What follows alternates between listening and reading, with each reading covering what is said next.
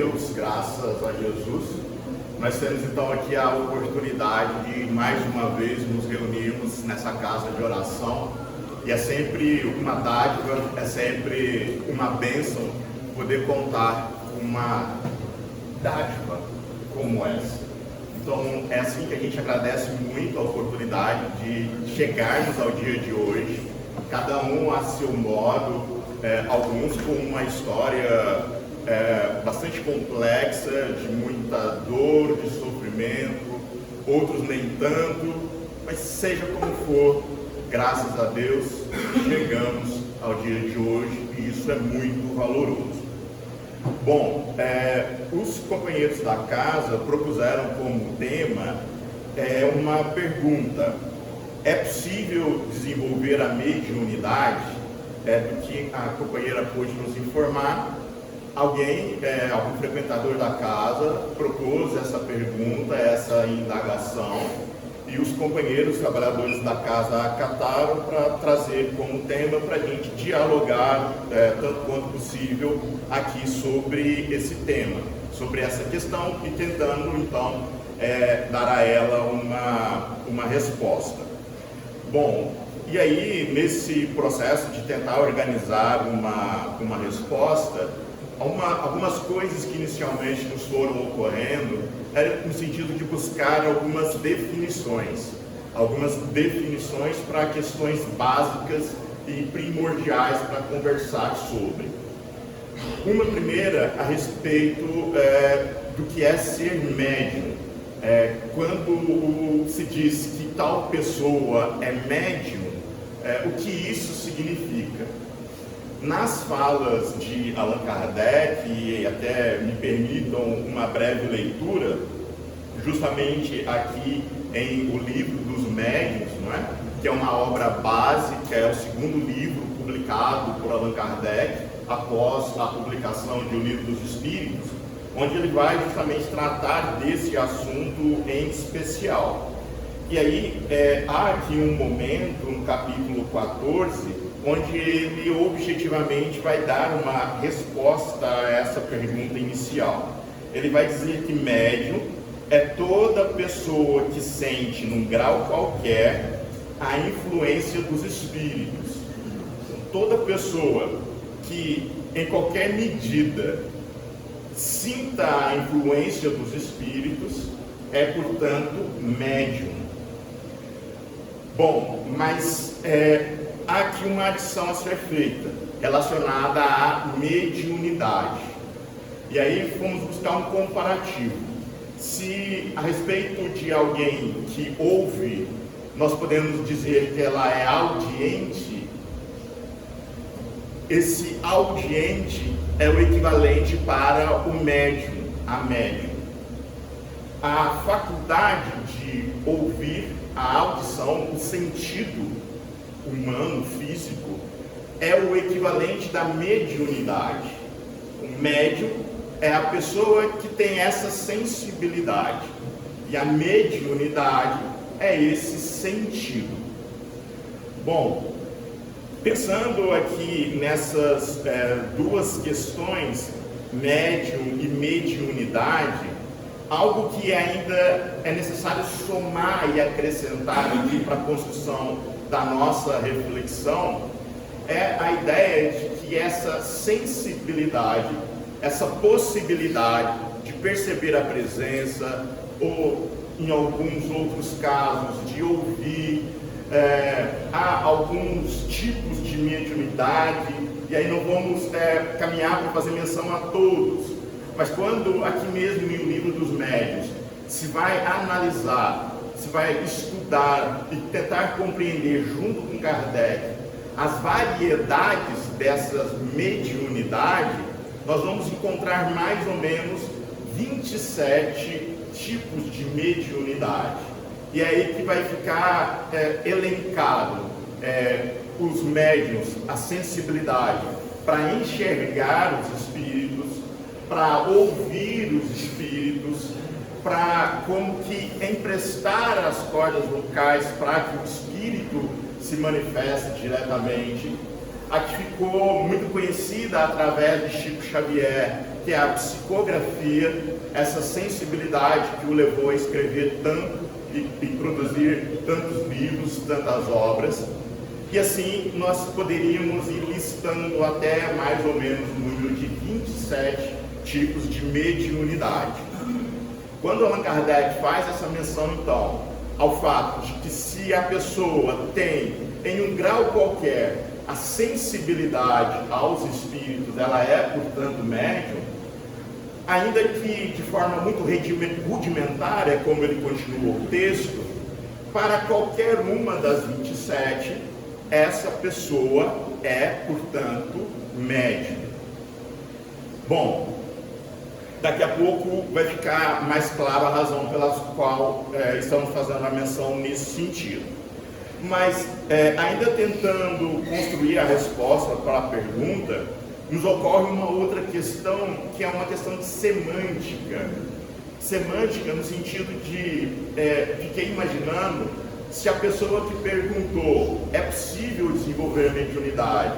Ela estava pensando em alguém que não tem nenhum rudimento em relação a nenhuma das 27 variedades, e aí, como que de uma hora para outra, ela surge, aparece essa sensibilidade, ou se a pessoa está mesmo falando que há algum rudimento, há alguns sinais de que essa ou aquela pessoa tenha alguma sensibilidade, e diante dessa sensibilidade inicial e rudimentar, se seria possível ampliar, se seria possível desenvolver. E aí, queremos marcar o seguinte, e ajuntando com as falas de Kardec. Há pessoas, ele diz, é raro que não haja em uma pessoa algum rudimento, mas há pessoas que de fato não vai ter nada de mediunidade. Há pessoas que elas não reencarnaram, elas não nasceram com esse sentido. E aí, se essa é a situação, não há o que ser desenvolvido, porque o desenvolvimento implica, sim, no caso aqui da mediunidade, que haja um rudimento pré-existente. Há a necessidade de que previamente, em algum momento na vida, ou em alguns momentos da vida, a pessoa tenha dado sinais de algum nível, algum grau de sensibilidade.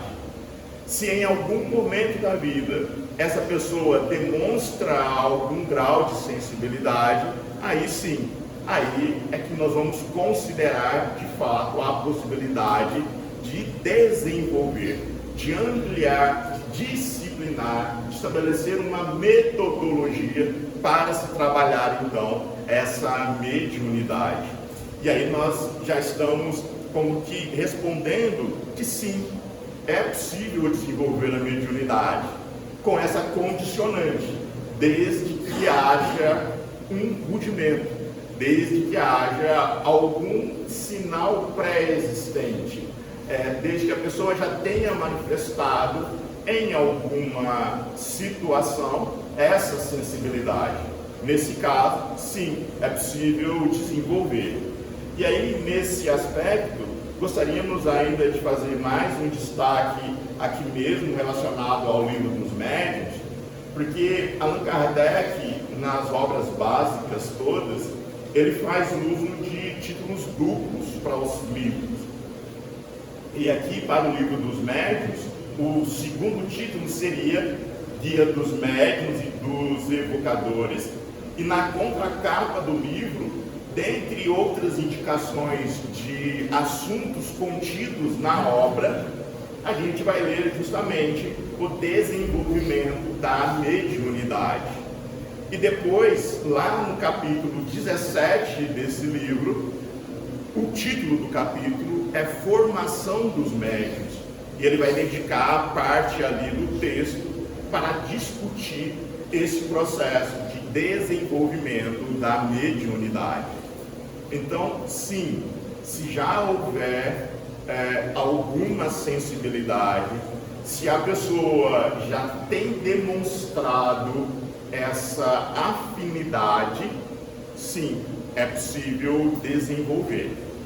E aí, buscando ilustrar, e como o assunto é mediunidade, a nossa grande referência no assunto é o nosso nobre companheiro Chico Xavier, um médium extraordinário, e não precisamos, alongar demais menções à sua biografia, na medida em que é realmente alguém que caminhou entre nós de uma forma destacada e que só pronunciamos o seu nome com profundo respeito por tudo que produziu e todas as lições que nos beneficiou e beneficia há tanto tempo. E aí é só para trazer os companheiros e as companheiras para lembrar e refletir o que eu imagino já seja de conhecimento de todos. Chico Xavier, desde a primeira infância, ele já dava esses sinais, ele já se mostrava sensível à presença dos espíritos. É onde nós vamos ver aquele relato, e só para mencionar um que talvez já tenha sido de acesso a todos, com a sua mãe. A sua mãe desencarnada frequentemente se apresentava em espírito para ele. Ele ainda bem pequeno, ainda criança, que estamos falando de Chico Xavier com 5, 6 anos de idade. E eles estabeleciam diálogos, de fato, como no dia a dia nós aqui fazemos. Bom, e aí, no caso do Chico Xavier, além dela, outros tantos espíritos se apresentavam, e isso foi uma constante ao longo de toda a sua vida, de toda a sua existência. Mas queremos mencionar e destacar que quando o Chico, aos 17 anos, com a sua madrasta já desencarnada e uma outra sua irmã profundamente adoentada, a ponto de os médicos e a medicina na época, da forma que entendemos, não ter encontrado uma solução objetiva para a situação de doença em que ela estava, os familiares a levam, essa irmã de Chico, e ele a acompanha até o Centro Espírita, o Centro Espírita Luiz Gonzaga, em Pedro Leopoldo. Nessa época ele contava então com 17 anos.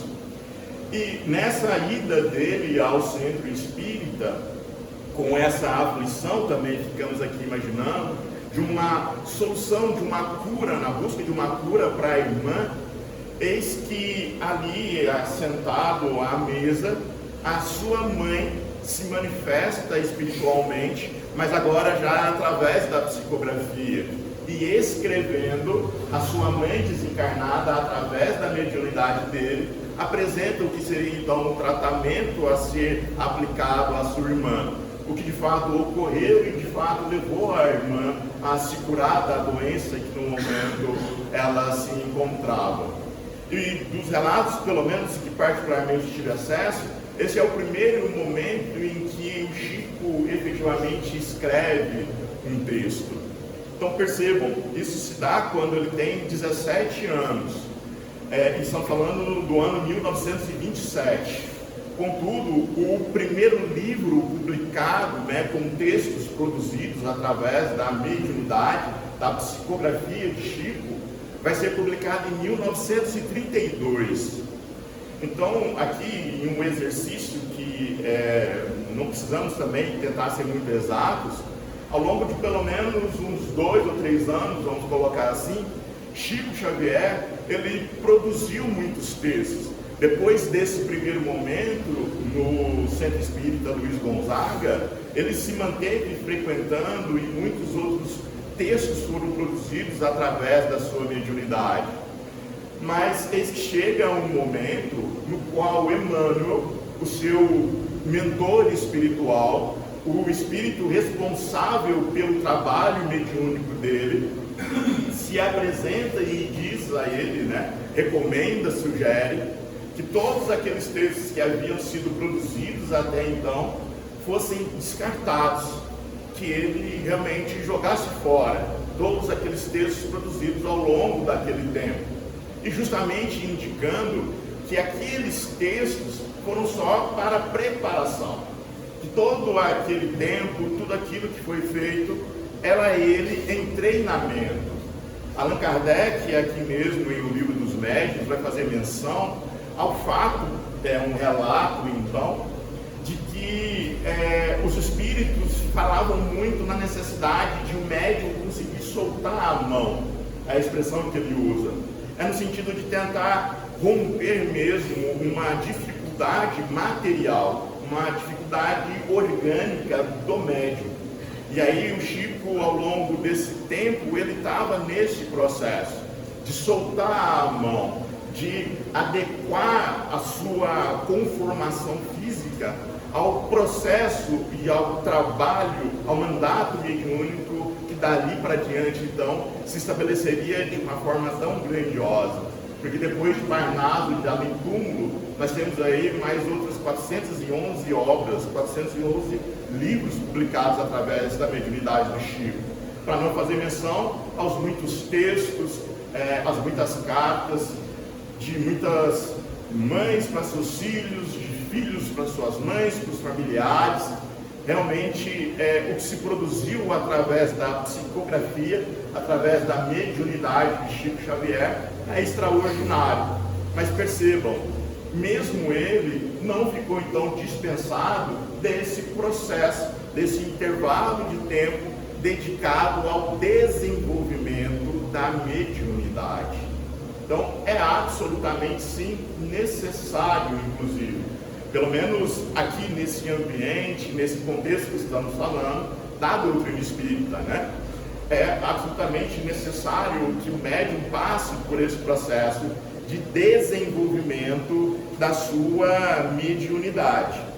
Bom, mas aí com esses relatos, outra pergunta do nosso modo de ver vem se assomar a essa construção que estamos tentando aqui, que é então a de saber como eu vou saber se eu sou médium, como eu vou saber se em mim há algum rudimento de algum dos 27 tipos de mediunidade. Porque Allan Kardec também vai discutir isso aqui mesmo em O Livro dos Médiuns, e vai dizer que fisicamente não há nenhum sinal. Não é possível olhar para uma pessoa e dizer essa tem mediunidade, essa não. Não é assim. E aí depois ele é taxativo ao dizer que a forma de saber se em alguém há algum rudimento que seja de mediunidade é experimentando, é testando.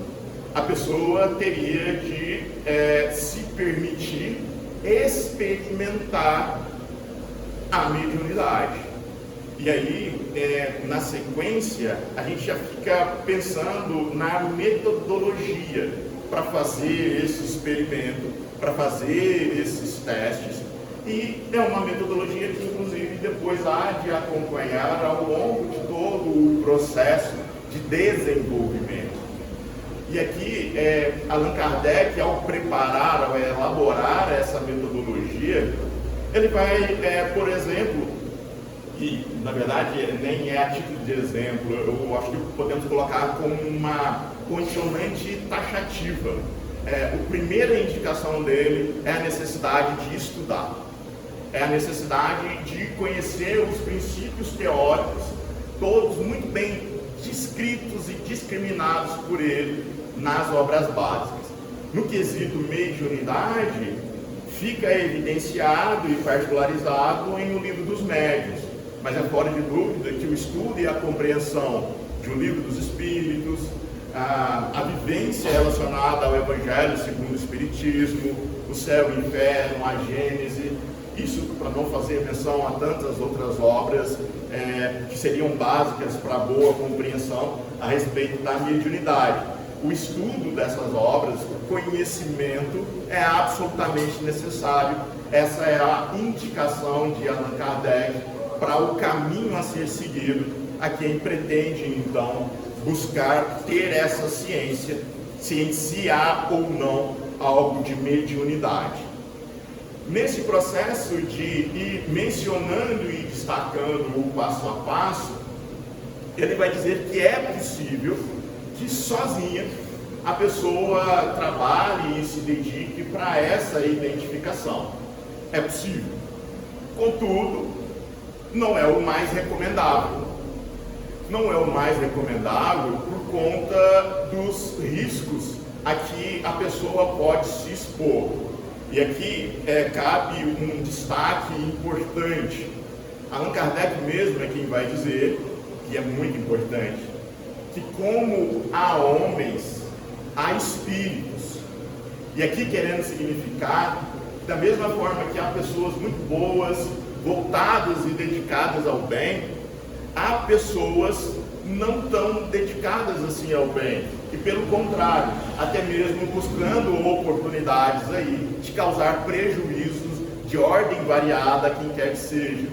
Então assim também há espíritos que no meio espírita, por muitas vezes vão ser taxados inclusive como obsessores, que seria inclusive um outro assunto bastante interessante para ser abordado. Então, para que esse médium em potencial, esse aspirante, não se exponha a riscos, o mais adequado é que essa pessoa busque um grupo, e se possível, um grupo de pessoas estudiosas da doutrina, um grupo de pessoas que fazem um trabalho reconhecidamente dedicados ao bem, e se possível que nesse grupo haja já algum médium mais experiente, mais vivido, para prevenir, para diminuir a chance, o espaço de esse aspirante se encaminhar ou ficar exposto a situações assim, que seriam um risco mesmo para o seu desenvolvimento e também para a sua vida de ordem mais pessoal, inclusive. Bom, nesse processo de recomendações, Allan Kardec vai fazer menção, por exemplo, ao tempo que se há de dedicar a essas tentativas, a essa experimentação. Ele faz menção em um caso, e é a título de exemplo, de que diariamente, e de preferência na mesma hora, no mesmo horário, que a pessoa dedique de 10 a 15 minutos para verificar se nesse intervalo de tempo algo acontece no sentido de lhe servir como um sinal. Bom, além disso, ele vai recomendar que nesse processo inicial de experimento, a cada um desses momentos, que se faça uma oração, rogando mesmo a Deus, e ele vai aqui fazendo menção a como que exemplos de palavras que se poderia utilizar para essa evocação dos espíritos. Mas é interessante porque nos exemplos que ele menciona, ele sempre faz menção a Deus Todo-Poderoso. As recomendações dele é sempre no sentido de que se peça a Deus e que por intercessão divina, se for permitido e possível, que um espírito se apresente e que a comunicação se estabeleça. Mas junto a isso, ele também vai dizer que, apesar da recomendação, a fé e a oração não são indispensáveis. De novo, por aquela razão que a gente mencionou, como há pessoas boas, há pessoas nem tão boas assim. E a mediunidade é algo inerente à pessoa, não tem uma relação com o nível de moralidade em que ela se encontra. Então, mesmo uma pessoa equivocada e voltada ao mal, nela poderá haver esses rudimentos de mediunidade, e espíritos poderão se apresentar e se manifestar através dessa pessoa. Então, o direcionamento que aqui é dado é para que o exercício da mediunidade seja dirigido para o bem. Porque na visão que Allan Kardec então divide conosco, a mediunidade ela tem uma utilidade muito clara, que é a da promoção do bem. É para o bem do médium, é para o bem dos espíritos que se manifestam, é para o bem das pessoas às quais têm acesso e entram em contato com a mensagem, que é apresentado por esse espírito. O objetivo da mediunidade é o bem comum ao maior número de pessoas possível. Mas é fora de dúvida que se há pessoas não interessadas no bem, espíritos também há que vão se ajuntar para essa pessoa produzirem aí fenômenos e efeitos não tão agradáveis, digamos assim.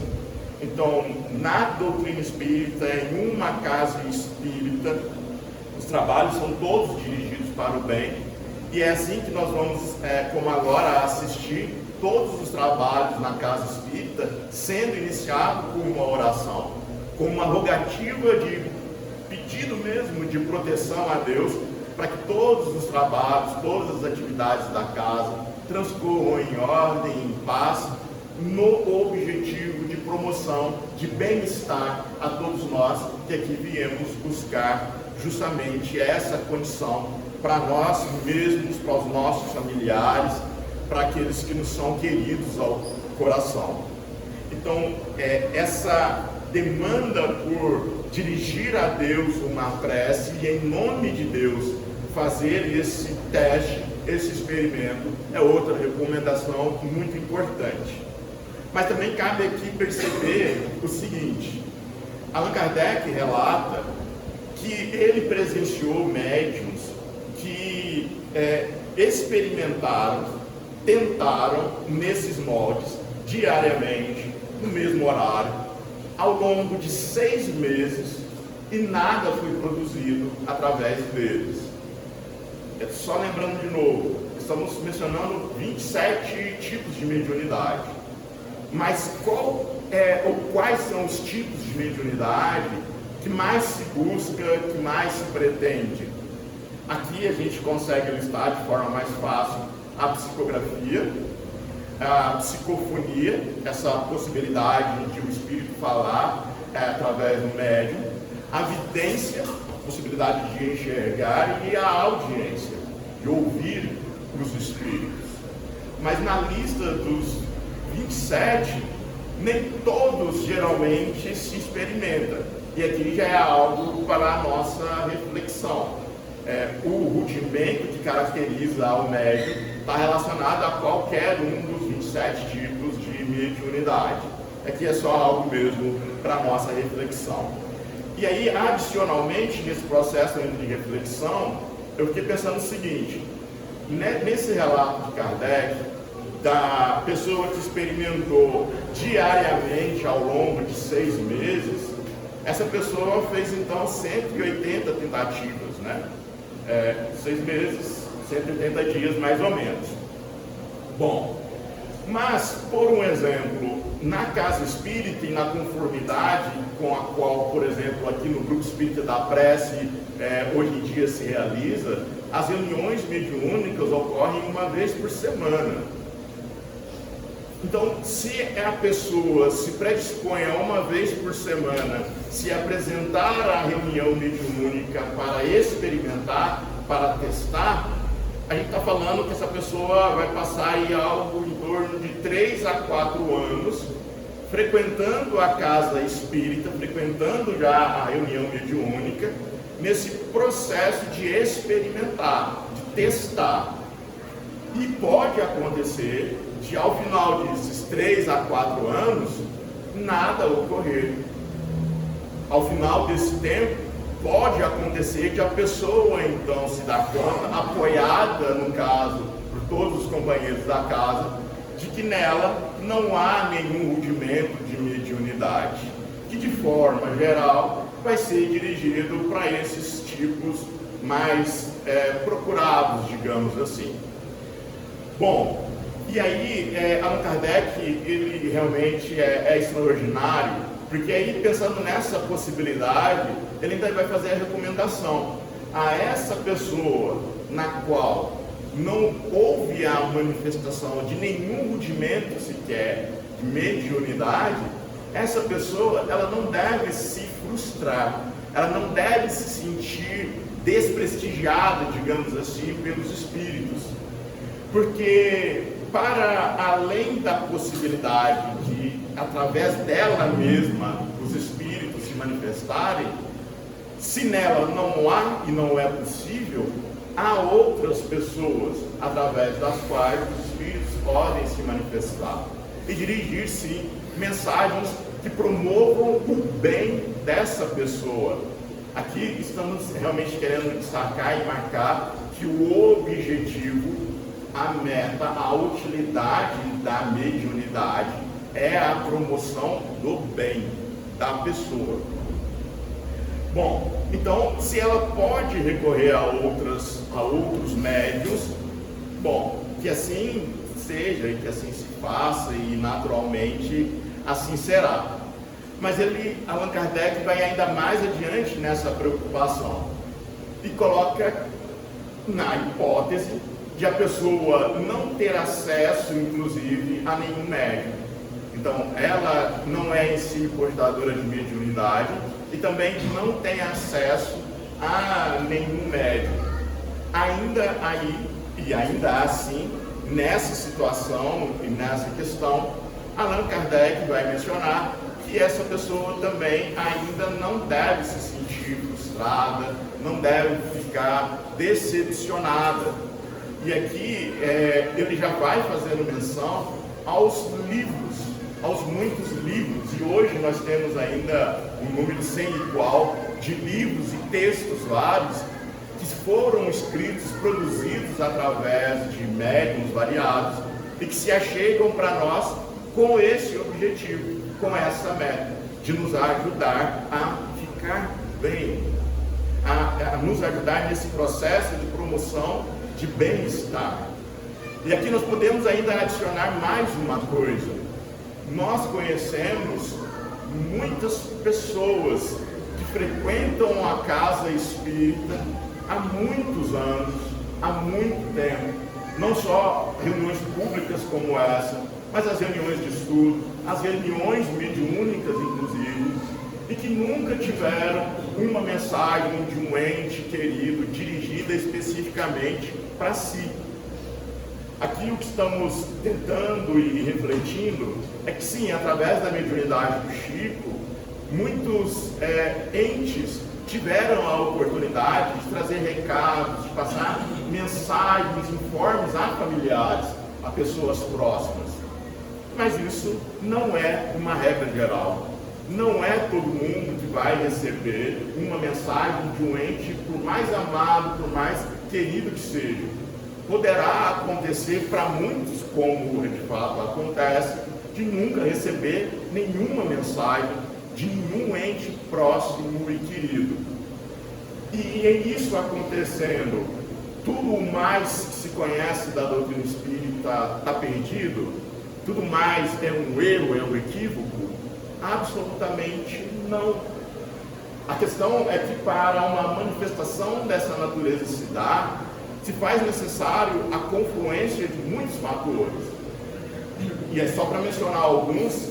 De um lado, o espírito manifestante precisa estar em condições de se manifestar. Vamos aproveitar e fazer menção aqui ao que eu imagino, boa parte dos companheiros e companheiras deva conhecer, da história do espírito André Luiz. Não foi de todo sempre ele recebido no mundo espiritual, e principalmente durante o período que ele se encontra ali no umbral, que ele teve a ocasião de poder se apresentar a seus familiares. Um espírito muito equivocado, um espírito profundamente perturbado e em uma situação conturbada, ele possivelmente não vai ter aí a autorização para se manifestar, para se apresentar. Para além disso, para o espírito se manifestar, é necessário uma conexão fluídica com o médium diante do qual a gente se encontra. Se essa conexão fluídica não se estabelece, a comunicação também não é possível. E assim a gente poderia listar uma outra série de condicionantes para que uma manifestação assim se dê. Bom, e diante desse cenário e com todas essas falas, o que de básico e essencial há de ficar para nós é que desses muitos relatos, e vamos pensar só os ocorridos através de Chico, de muitas situações, de pessoas que se achegaram assim com esse desejo de receber uma mensagem, que não conheciam Chico, nunca estiveram junto dele, e eis que o espírito familiar se apresenta e traz ali uma riqueza de detalhes extraordinários do que foi a relação de ambos. Se isso se deu com Chico e por tantas vezes, se isso se repete com outros tantos e tantos médiuns, bom, e é claro, através de outros tantos e tantos médiuns igualmente de boa índole e bem intencionados e dedicados a um trabalho sério e voltados ao bem, bom, é fora de dúvida então que é possível, acontece. Contudo, para o nosso bem maior e o nosso objetivo de todos nós, final, que é o de nos fazermos espíritos puros, espíritos perfeitos, pois que todos nos encontramos em uma marcha evolutiva, para que isso se realize, para que isso se dê, nós temos essas mensagens, nós temos as obras básicas, nós temos aí esses 412 livros publicados através da mediunidade de Chico Xavier. Me permitam aproveitar, hoje é dia 21, estamos próximos aí ao dia 25 de janeiro desse ano, que vai ser então lançado o filme Nosso Lar 2. Já fica a sugestão e a dica para que nos apresentemos, né, aos cinemas para prestigiar e assistir, que é uma outra forma de ter contato com essa realidade espiritual. Porque o básico, como dizíamos, é que todos tenhamos em mente o fato de que nenhum de nós vai morrer. A morte não existe. E para além disso, é possível nos comunicarmos, é possível entrar em relação com aqueles nossos entes que partiram antes de nós. E dia chegará em que isso haverá de se dar no tempo certo, da forma certa, no momento adequado. E a recomendação última de Kardec, ainda nesse sentido, é para que também não se insista demais, para que não se afobe, para que não se entre em um estado de espírito de muita agitação, de um anseio muito grande de a todo e qualquer custo obter uma mensagem, porque não é isso, não é esse o objetivo, não é essa a meta. A meta é a promoção do bem. Entrar em um estado de espírito como esse abriria brecha e espaço a esses irmãos mal intencionados. E nas recomendações de Kardec, isso não é recomendado. Então, que tenhamos todos calma, tranquilidade, essa serenidade de saber que sim, é possível desenvolver a mediunidade, sim, é possível entrar em contato com os espíritos já desencarnados, não do nosso modo, não na hora que a gente quer, do jeito que a gente quer. Há todo um processo e um método a ser seguido para que se dê. Como Chico dizia, o telefone é de lá para cá, e por isso calma, serenidade, tranquilidade, porque o primordial é o nosso acesso a esse conhecimento, a esses textos, para que nos façamos pessoas melhores. Essa é a grande meta, esse é o grande objetivo. Dia após dia, nos fazer pessoas melhores. A mediunidade é um recurso, junto de outros tantos, em relação aos quais ninguém está desassistido, ninguém está desatendido. Que tenhamos todos, então, muita calma, muita serenidade, muita fé, confiança, e que Deus vá iluminando e guiando os nossos pensamentos para fazer bom uso dessa verdade que nos é apresentada frequentemente